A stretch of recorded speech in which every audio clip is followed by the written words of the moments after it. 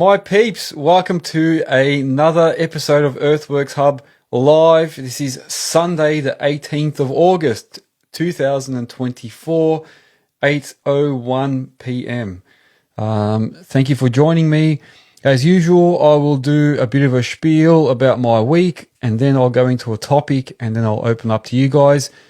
Thank you all once again for joining me, especially for all the people that do this week in, week out. I really appreciate you all joining me. So we've got a fair few guests on here.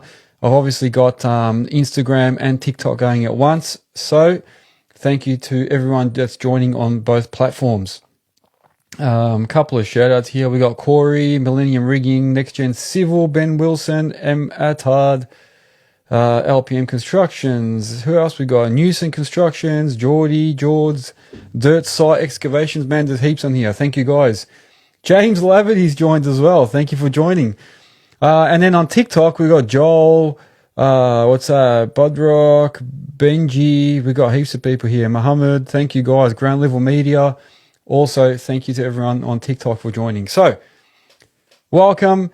Let's get into it. First of all, I've been advised that when I put these podcasts out, because I do record these and I put them out on my YouTube and on Spotify and Apple Podcasts, people are saying that the intro and outro is very loud compared to the rest of the podcast. So I will make note to check that level, the sound level, before I post it, so that you don't get your ears blown off when you first turn the podcast on. So thank you to the guys that have made that known to me. I will make sure that I fix that. I won't go back and fix all the other episodes, but I'll fix them from now on. So you keep an eye out for that. And before I start, as usual, I've got to make a big shout out to all my sponsors. So one of them has just joined me now, Earthmoving Warehouse. Thanks for joining as well. So Earthmoving Warehouse, Network Finance, the Bole Group, Melbourne Tractors, Spartan Machinery, Nexgen Landscapes, JR Safety Co, Diggerlid, Digga, and Godings. So thank you to all those guys. Don't forget, with Godings, there's a special on at the moment. If you mention that you're an Earthworks Hub member, when you walk in there, you'll get $100 off one of their 200-litre diesel fuel cells. So they're selling them for $1,200 at the moment. They're going to be $1,100 if you're an Earthworks Hub, or you mention that you are an Earthworks Hub member. Also, a free beanie to anyone that walks in there and has a look at a couple of machines. That's all you got to do, really. Just go in, ask to see a few machines, and mention that you are an Earthworks Hub member, and you will get a free Kubota beanie. So make sure you get that. Thank you again to all those sponsors. A quick project update. So Project Spalding, I've been working hard on that. Like I said, I haven't really touched the machines in a long time, mainly because I've been focusing on doing that and doing a bit of a reno on the house.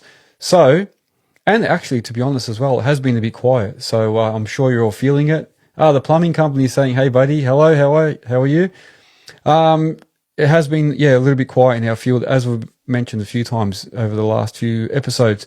But yeah, Project Spalding, I've had all the plastering done. The tiler came in, did all the waterproofing this week, prepared it so that I can get the cabinets installed. So they're coming on Monday. All the cabinetry will be installed. Then he's going to start actually tiling. The stair guys came in and put all the balustrades in. The guys came in and installed the ceiling under the mezzanine floor in the car park area. So a lot of stuff happening there. The fencing guys came and put a letterbox in, finished off some of the fencing stuff. Now we just got to put in electric motors. And then once the power's on, we can adjust all that and get it all going. So yeah, a lot of stuff going on at Project Spalding. I also prepped all the nature strip area and started doing some of the landscaping preparation work, so I can make a move on that. So that's Project Spalding. Thank you to everyone for the likes. I can see a few likes there. Thank you very much. Also, don't forget, on the Earthworks Hub website, you can list yourself as available to work. So a lot of people have been posting that they're looking for a job. So if you're available for work, go on to the Earthworks Hub website, put yourself up there as available, put all your details in, or your experience, so that everyone can find you. And that way you've got more opportunity to find work. And also, if you're looking for a worker, you can go on there and register your business and put it down as that you're seeking or you have a position vacant. So make sure you go to the website. You can see that on there now. if you've got an event on there, so we've already got the Diesel Dirt and Turf Expo on there for next year. Also, tip sites. So if you are looking for a tip site, you can find one on Earthworks Hub. If you know of a tip site or you own one, if you do own one, go on there, list your tip site on there so that people can find you and bring material to you.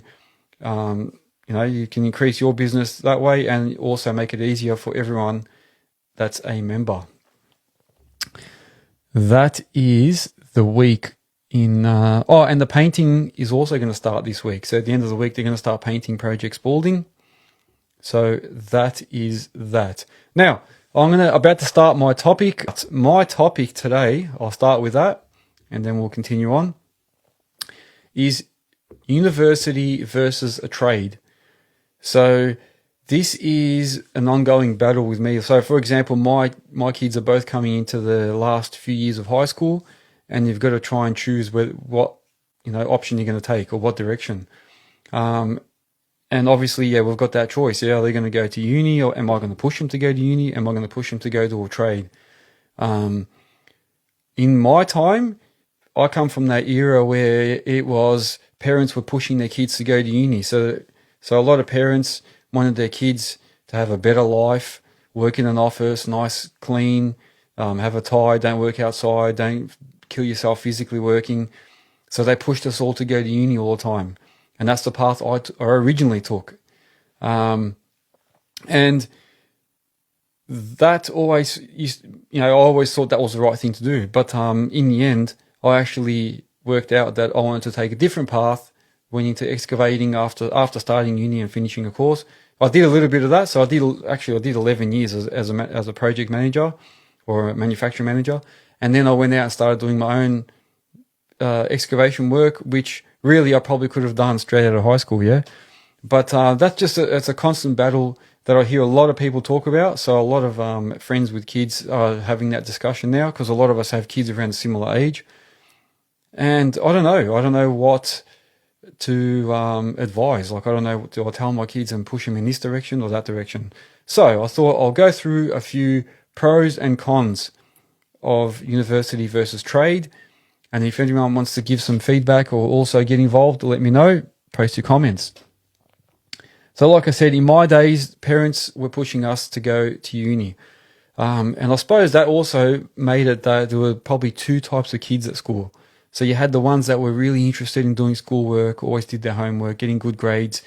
And they were the ones, and I was one of those, that were getting pushed to go to uni. You got to go, you're smart, you don't want to work outside. And then the kids that weren't so smart as they used to think, and the ones that weren't really interested in school or doing work, usually would drop out, or they'd go and leave school a bit earlier and become a tradie. And that's how it used to be seen. Unfortunately, that's how it was. It was the guys that were not that interested in school or not that keen on school, or we used to say sometimes, the dumb kids go and do that stuff. That's what that was seen as, and then all the smart ones go to uni. And that's because I think a lot of our parents back then, like my parents came from, they were immigrants, they came in, they were always working in factories, working outdoors, doing all this hard work. So they always wanted better for their kids and assumed sending us to uni would be the better way, and give us more opportunity. But I don't think it's like that nowadays. I think nowadays tradies aren't looked upon the way they used to be. Like, a lot of people have realized that tradies are just as intelligent as people going to uni, and a lot of tradies are actually making probably more money than a lot of people that have finished their university degrees. And then you've got a lot of guys a lot of people that have finished uni degrees and then going back and doing trades later, because they're realizing that's more of what they want to do. So I don't think it's like what it used to be. That sentiment around being the dropouts has changed a little bit. And I think what's also happening is a lot of guys that are tradies are going out starting their own businesses. So people are seeing it in a different perspective nowadays. So let's go through a couple of the pros and cons. So for uni, let's go to uni first, yeah? So with university, what are the pros? Well, you get a formal qualification at the end. So you do come out with a qualification. A lot of times you'll end up doing a job where you're working indoors, and you're probably going to be a little bit clean, cleaner, wearing possibly a suit and a tie, and you're not going to be working outdoors as much. That's what they say. That's what's expected. However, there are some cons to that. So one is when you finish your university degree, you're not guaranteed work at the end of it. So what happens is you finish your degree after 3 or 4 years, you come out, and then you've got all these thousands of other students that have finished the same degree. All of you are going out and looking for jobs. And sometimes your business degree or arts degree or whatever qualification you get at uni can be a little bit broad, so you don't have an actual specific job to go to.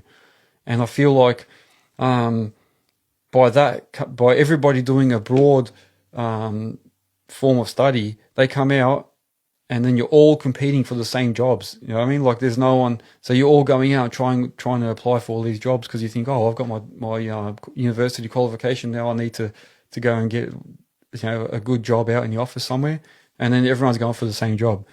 And then the other thing is you get a massive HECS debt. So at the end of it, you actually end up owing the government thousands of dollars that you're paying off for the next 10, 15 years after you start work. And I copped that. I was still paying my HECS debt off till I was about 30. So, every week out of your pay, you'll see in your pay slip, a certain amount going out to HECS. So a lot of people don't realize that. They just go to uni. I remember there was a lot of kids at uni when I was there. They used to muck around and not really care about it and fail subjects and then redo them. But they didn't realize that while they're doing that, every time they fail a subject and redo it, they're repaying again, adding more money to their HECS debt. So not realizing that they're actually affecting how much they owe to the government in the end.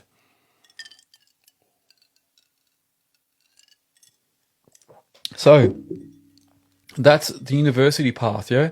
Let's look at the trade path. So if you just say you end up doing a trade, you're going to get instant income. So you're instantly a pro, You're going to get instant income. Yes, it might be on the lower end of the scale, but you're already starting to earn money. Whereas when you're at uni, you're not earning anything. A lot of times you need to go and supplement yourself by getting a part-time job. So not only are you studying, then after studying, you've got to go and actually do like a part-time or casual work somewhere to give you some sort of money. Whereas when you're working as a trade, you go straight into work, you're learning, and at the same time, you're getting paid for it. So that's one of the positives. Another one is that you're actually acquiring a skill. So a lot of times it's not just a qualification, you're getting an actual physical skill with your hands. And the other thing is, at the end of it, you have a definite work path. So once you finish your trade, you know what you're going to be. At the end of it, you're going to be a sparky or electrician, or you're going to be a plumber. Well, you know what title you have, and that's the type of work you can go out and explore and keep doing. Like I was saying about the uni degrees, you come out with, like I did, a business management degree. That's very broad.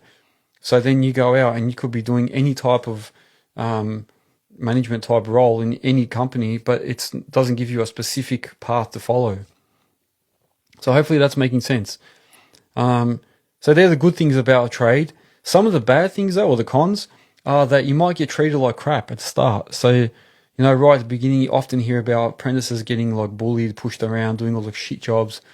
And then sometimes you work for like big commercial companies and they might put you out and you just end up doing a lot of sweeping for the first year instead of actually being on the tools. So, sometimes that can happen when you're a tradie, when you pick the trade option. Liam, how you going? Liam saying hello. Yeah, I'm good, thanks. Very, very good. The other one is that you often end up working outdoors rather than indoors, yeah? So you're out in the elements, you're physically working a lot of times as a tradie, you're outdoors, in the sun, in the cold, so you've got all that to battle with. And then sometimes you could be like, exposed to like silica, different dusts, different, all these things, asbestos. There's all these other things you can get exposed to as a tradie. Whereas if you were, in an office working somewhere, you might not experience that. So there's a couple of the things that are pros and cons in my topic. Well, in my opinion, I should say. So also some of the things that I consider, and I think we should all consider when we're determining or trying to work out what direction to push our kids in is, I suppose you got to look at your kids and you got to see what level are they at? Where are they with their schooling, for instance. Yeah, so one of them is, are your kids interested in school? Are they actually participating? Are they doing all the homework? Do they enjoy, typing and doing all their projects online and doing typing all little Word documents and spreadsheets? Because if they're good at that, then maybe they are destined for university and then going into an office type role. So if they enjoy that, maybe that's the way it is. Maybe that's the direction that they've got to go. Are they hands-on? Are they kids that love, helping you in the garage and helping you use your tools? Do they want to come out to job sites with you? Are they more happy to, to be with you out working somewhere than at school? Then maybe that's a sign they're more of a trade person. So there's some of the considerations I think you could look at. The other one is, are they showing any skills that they might be able to use in their certain careers? So, for instance, if your kid is a really good negotiator and there's someone that's really good at talking you into doing stuff and that, maybe they could be a good salesperson. So that, you might push them to go to uni and do, I don't know, they could do a real estate course and become a real estate person. Are they physical? Are they physically fit and love working, being hands-on?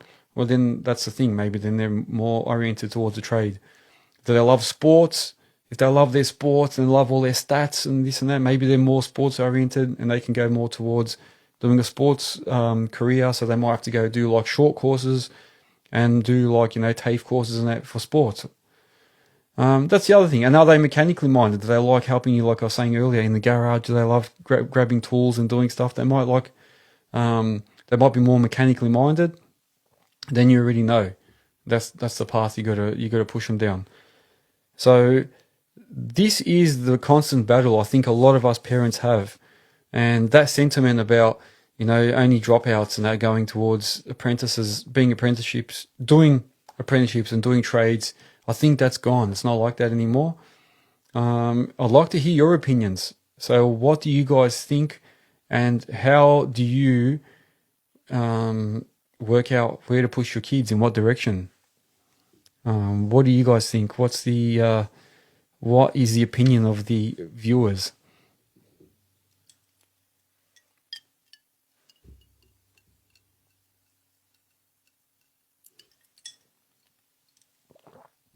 And while everyone's thinking and writing their comments, also, if you've got any other questions, that doesn't have to be related to that, let me know.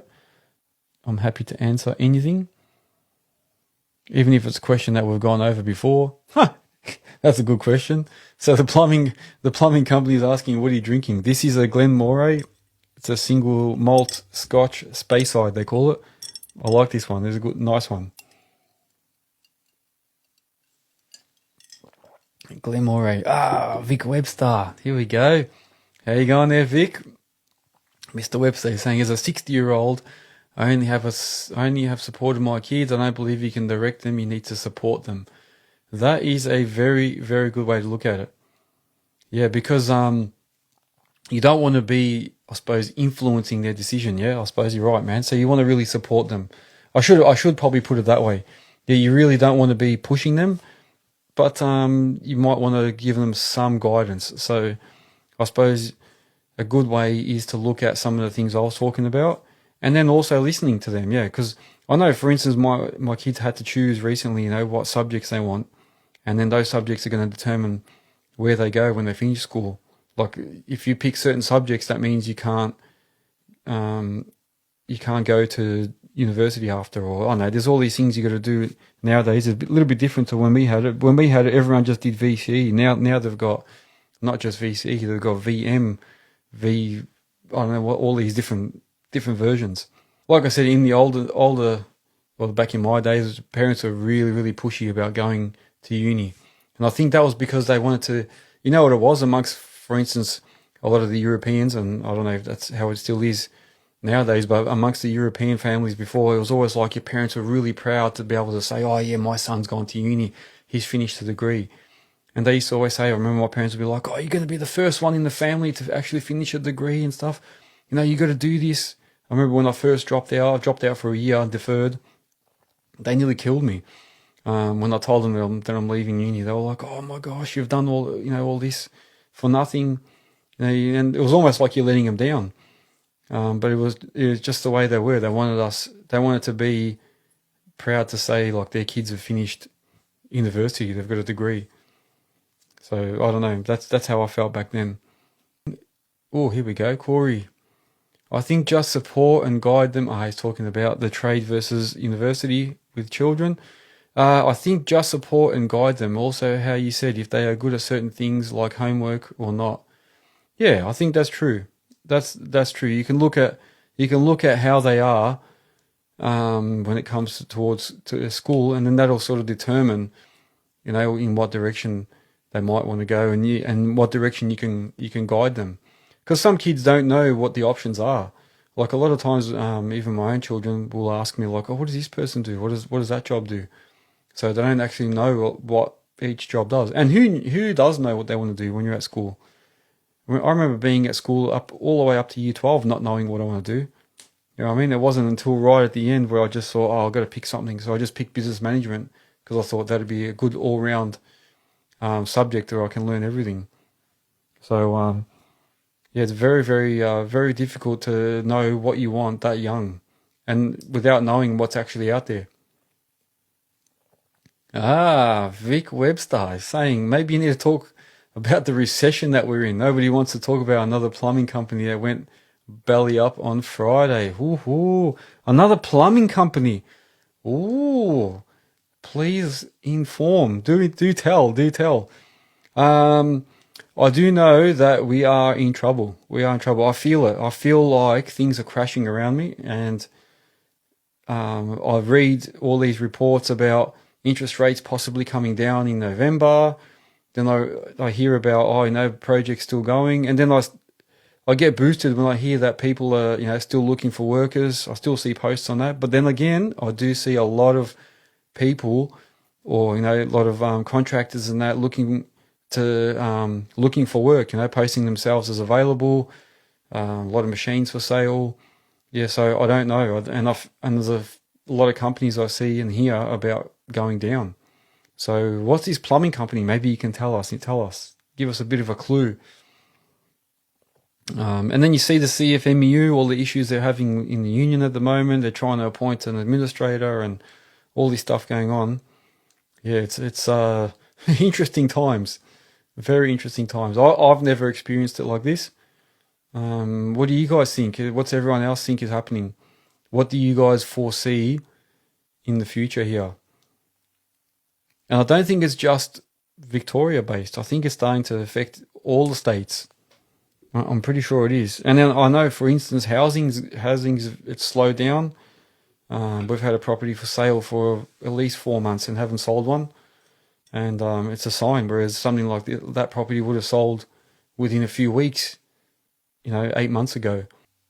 Where's Jack? Where's Jack Healy? I wore his top. So thanks to EMBE, so Echuca Moama, Bobcat and Excavator Hire, he has sent me this t-shirt. He was one of the guests on the show, so I wore this to show him that I'm going to actually wear it, that I'm actually wearing it, and he's not on tonight. How does that work?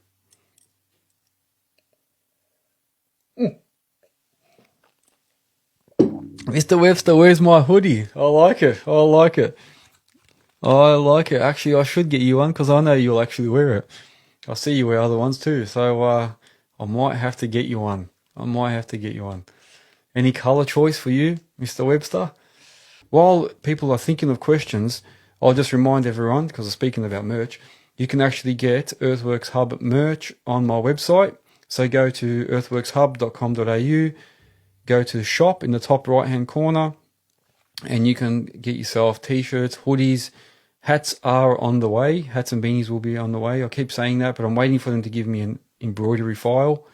Once I've got that, I can put in a design for the hats. So just waiting for that to come back. And you can also list your business on the website. So I spoke before about putting in tip sites, putting in any positions vacant, or if you're seeking work. But you can actually also list your business on there, and then people can find you and use your services. So go on to earthworkshub.com.au and list your business today. Make sure you go on and register as well. Even if you don't do any of those, register yourself. That means you are a member. So just by registering, you become a member, and then you'll be getting up-to-date information on news. And I've also got some news and all that on the website as well under the news and blog section. So we got Sydney Rockwalls, welcome. Lawless Excavations, hello as well. Now on grade 135 has asked, busy week ahead this week. Is my week going to be busy? On grade is asking. Yes, excavation wise, no. Once again, I'm going to be stuck at Project Spalding, just helping out the guys there. I want to do some landscaping at the front, so depending on the weather, I want to get some landscaping done. Actually, I do have a little job I've got to do with excavation wise. I've got to do a small backyard job. Just moving some material around for some people. So that one is happening this week as well. That's only a small job though. A little residential one. I'll probably say a one-dayer. But that's basically what it is. Ooh. Vic Webster saying, mate, I've only worked out how to get. It must be talking about how to get on the line. Yeah, so you just go www.earthworkshub.com.au. Brent is asking, what's your size are you like, bro? Are they normal large or small large? What are the sizes like? Yeah, they're not. Are they Chinese large or Australian large? Yeah, no, large is good. Yeah, they're regular. They're a good fit. So for someone like you, I'd probably say large. I would say large would fit good, man. I bought a medium. It fits nice, but it is a little bit tight fitting. So that is what's going on there. Ooh. So Andre's asking, any collaborations you're going to do, like build with, etc. Oh, I've done a few collabs already. So I've done one with Hard Hat watches. So this is a good watch, man. If you guys are thinking about getting one, let me flick it on. It's a not bad watch, man. You know, this thing, since I've had it, so what, 3 weeks now, I still haven't charged it. It's been on charge for almost 3 weeks. So, yeah, Brent's going to order one. You're a legend, man. Beautiful. So, yeah, I would get a larger for yourself, probably, Brent.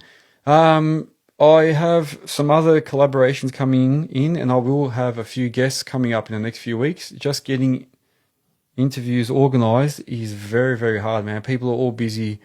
Then they chop and change the times, and then some people don't like doing it during work hours, and then they're busy afternoons. It's just very, very hard. Interview with Starbucks. Actually, it's funny you mentioned that. On grade saying you do one. I actually had one scheduled with him, and then we just could not get it together. We couldn't get a time. I do have to actually speak to him again and try and actually sit down and make a time. But he was meant to be one of the first guests that I had, and then we just kept getting like so busy and pushed further apart that we never actually sat down. So I will have to touch base with him again and actually organise a time. But he would be an interesting interview.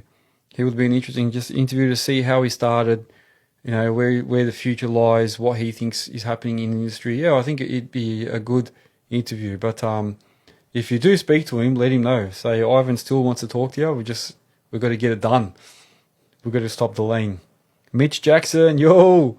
We got Phillips Plant Hire, hello. Deluxe Landscapes, Ground Level Media. He's gone from TikTok to Insta.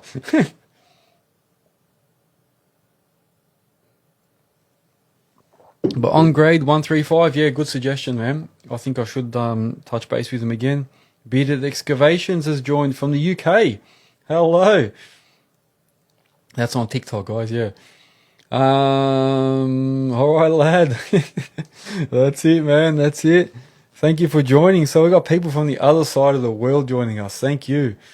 Today, I don't know if you've only just joined, so you've probably missed it. Haley Murphy, hello as well. So you probably missed it. We're talking about, my topic was trade versus university. So having children that are in the last few years of school and having to decide where they're going to go, university or do a trade or whatever, I just brought it up about, what are the pros and cons of going to uni versus going to do a trade. And I was talking about some of the considerations that you need to make or things they need to think about that will, I suppose, determine which way they're going to go. So, yeah, we just had that conversation earlier. Thank you for the gifts as well. I'm getting some roses there. Thank you very much. Love your content as well, man. Bearded Excavation UK, guys. Make sure you follow him as well. Haley Murphy, hello. Don't forget, guys, as well, to subscribe on YouTube. So I've got Earthworks Hub on YouTube. Go to Instagram, TikTok, Spotify, and Apple Podcast. And go to Facebook and become a Earthworks Hub member as well on Facebook. So you can join our group. And on that group, I also do similar things. If I see a post about a job on another group, I'll forward it onto our one and share it. If I see something, some sort of information, I always forward it onto the group so that we can help each other. Here we go, bearded excavation. Here we go. I wouldn't bother with uni. Just get straight into the industry. It's the best way. So I have to agree in some way. So having gone to uni myself, like I said earlier, I've been through that process. I felt like a bit of pressure to go to uni because back then, like I said, my parents were like really pushy, like, you have to finish your degree.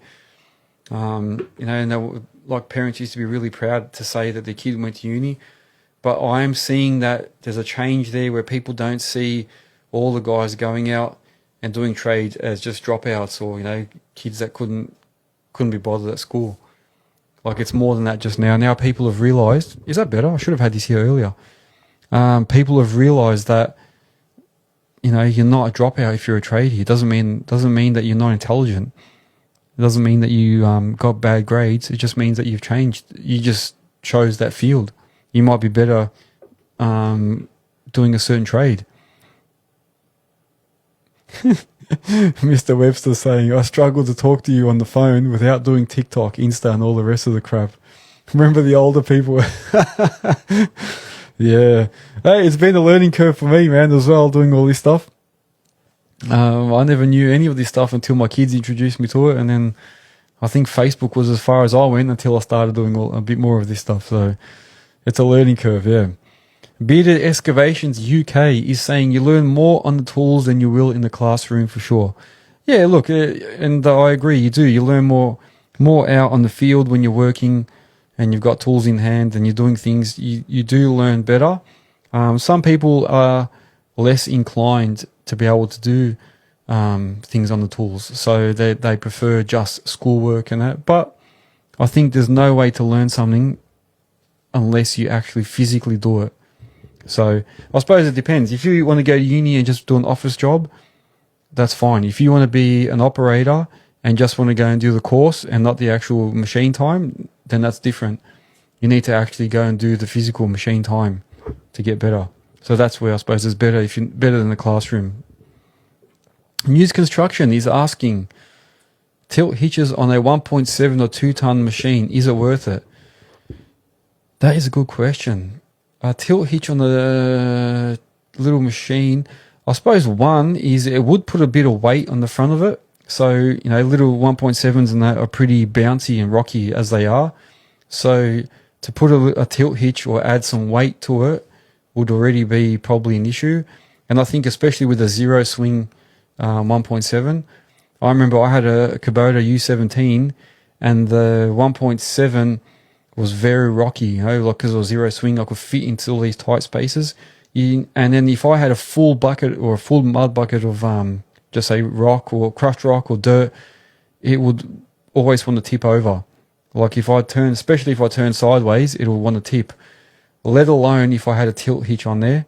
If I had that added weight, I think it would make it a lot more rockier and unstable. But for some of the jobs, it would have come in handy. So a lot of times it might have come in handy when I did some little landscaping jobs in the backyard. It depends. It depends on what sort of work you do.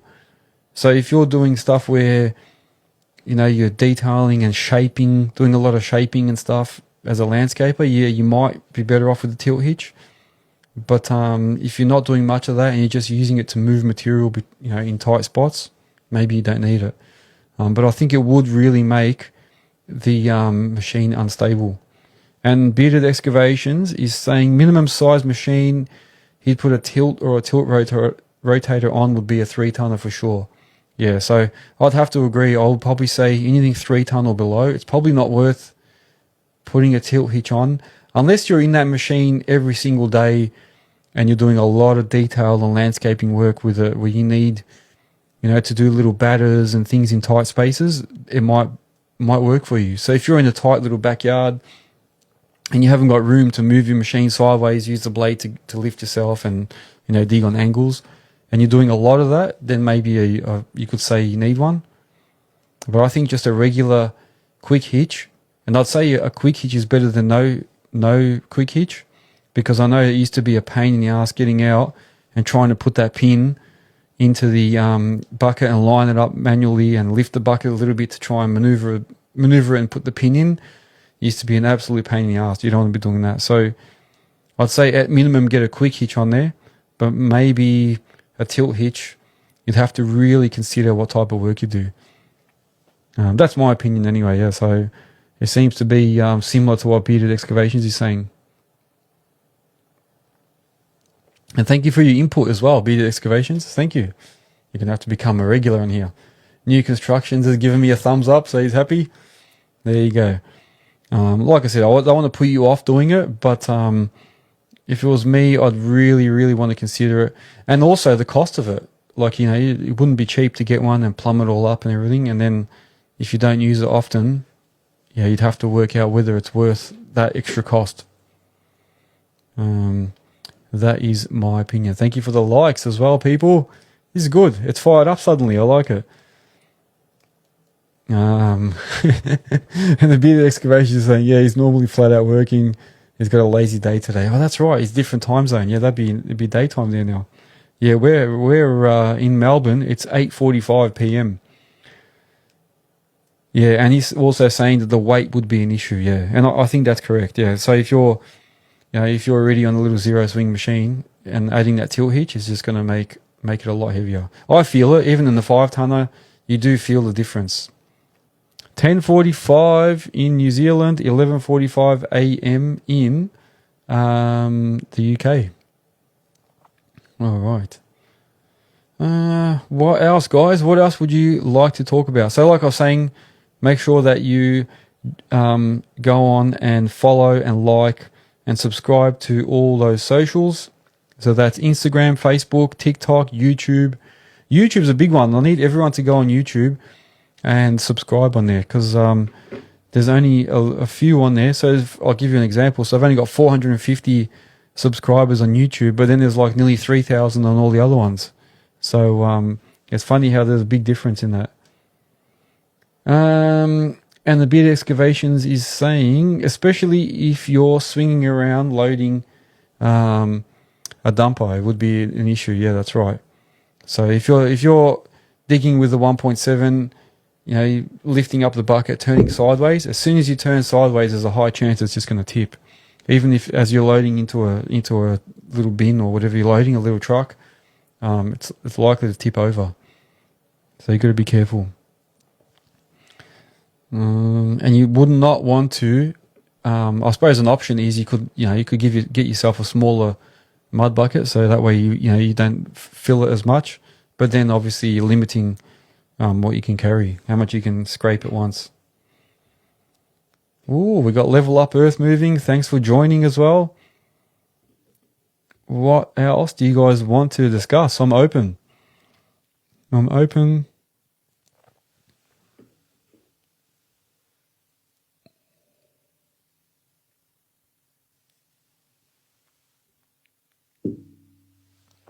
Riley Wallace, thank you.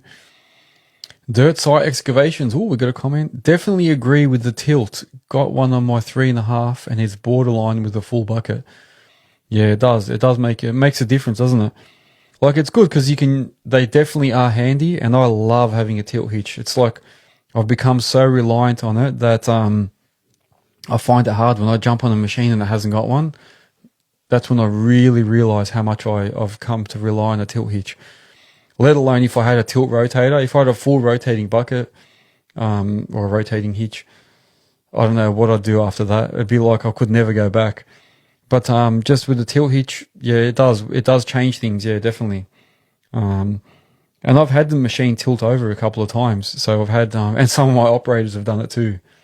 And even though some of them don't think I know about it, I know some of foremen have told me that they've tilted out too far or reached out too far, and the machine's tilted over, and they've had to get the backhoe to lift them out.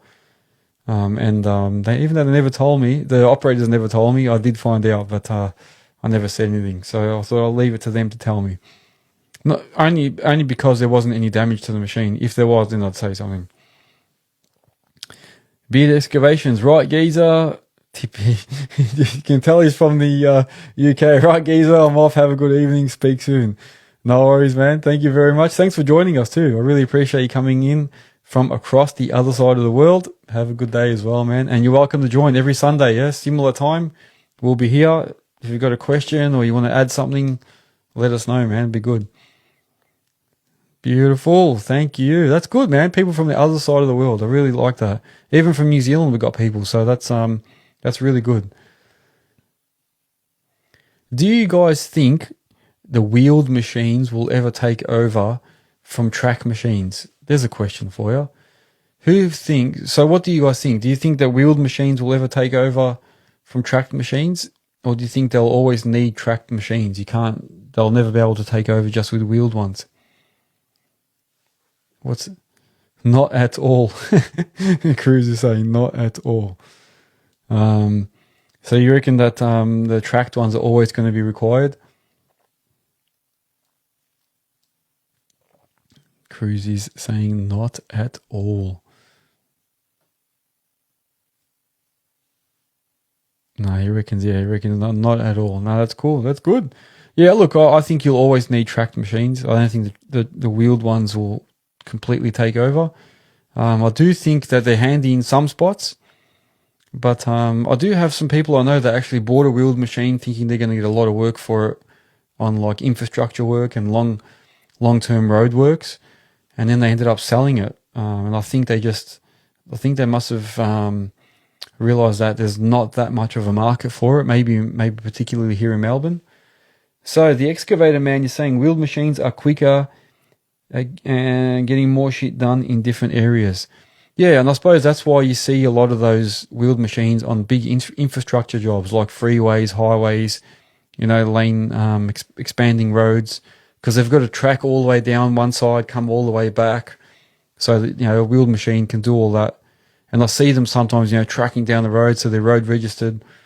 So I suppose that's why. Yeah, and Cruz is saying, it feels like especially on rail jobs and material handling, so they're good because they can carry, like you can pick up a pallet and probably drive down, a kilometre down and come back again. Whereas with tracks, you can't do that. So I suppose they have their niche, they know they're going to be required in particular jobs. So Cruz is liking the live. Thank you. Yeah, I think they do have their niche where they are required. It'd be interesting. I've never used a wheeled machine. It would be interesting. I did notice a lot of them in Europe. So all around Europe, there were a lot of wheeled machines around. But that was probably because we were mainly